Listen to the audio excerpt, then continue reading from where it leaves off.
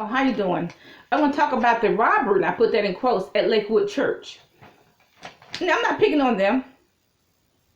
I very seldom call out names, but sometimes I do. If they're really outrageous, I call the name out. But the robbery at Lakewood Church, the robbery that was not. Because the whole definition of robbery is mean you take something that's not yours and then you leave, you abscond with it. It was they never absconded with it. In other words, they took the money and put it in the walls of the church. Okay, that's not a robbery. That's just putting money in the walls of the church. Okay, it's not a robbery. Okay, well, see, you have to understand that first of all these ministries, particularly the mega ministries, they all controlled by advertising psychologists, and the advertising psychologists are telling them, look, if you need $2.4 million. Well, you need to market something to poor people, because poor people are what keeps the ministries going. Poor people are the one that makes the donation. Rich people do not make donation. And they got to have a gimmick. Okay, so if you tell a bunch of poor people, millions of poor people, because they operated by millions of poor people, if you tell them $600,000 was stolen, they may get 3 times that much, which would be 1.8 million, or maybe 4 times that much. They're gonna get 2.4 million, or 2 times that amount. It's gonna be 1.2 million. Okay, so they know what they're doing. We need $2.4 million. Well, just try to say the $600,000 was stolen, and you'll get $2.4 million from poor people. The advertising psychologists already told the church that. They are run by advertising psychologists. They get money from, how do you get more and more money from millions and millions of poor people? Because there's more poor people than there are rich people.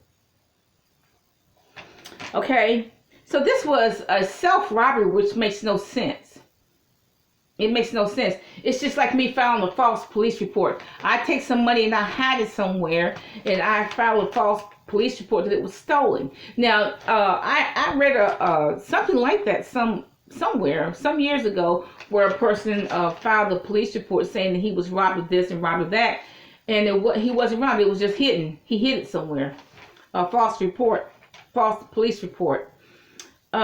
See, the problem is this church, like all other churches, they don't have any wisdom about money. They don't have a rainy day fund. Even by his own mouth, he said, we take in 75 million, we spend 75 million. They don't have sense enough to save part of that money and put it in a trust fund. Or a rainy day fund. See, ORU or Roberts University didn't have any sense enough to do that either. Whatever they took in, at least $125 million a year, that's what's on the internet, they didn't have the wisdom to say put it in a trust fund, put $5 million in the other $125 million in a trust fund. Okay, they didn't have any wisdom to do that. And you know what? All universities have a trust fund. All universities does. I mean, Harvard, Yale, they all have trust funds. But ORU did not have sense enough to, as far as I know, as far as I can tell, they didn't have sense enough to take at least $5 million and put it in a trust fund. And so when they were in $60 million in debt, they didn't have sense enough to pay it with the trust fund. They could have done that. They just didn't have any money sense. And Lakewood probably doesn't have any money sense either. I mean, if they take in he said that they take in 75 million, they spend 75 million. They don't have even the brains enough to at least put $5 million in a trust fund. And they wouldn't have to ask a whole bunch of poor people for money. No savings. So how are they going to get more money? Well, they're going to concoct this scheme. How are they going to get more money? Extract money from poor people who are looking for hope. How are they going to get more money? They got to concoct this scheme. Well, let's just say $600,000 was stolen, and they're going to get 3 times as much, or 4 times as much from a bunch of poor people, 2.4 million. That's what they need right now.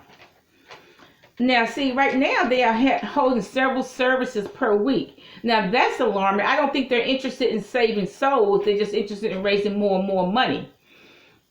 Because they're holding several services a week, not to save souls, but, basically to raise money. Why? Because they don't have any money sense. They don't have sense enough to save any money. Okay, so they need this more and more money from poor people.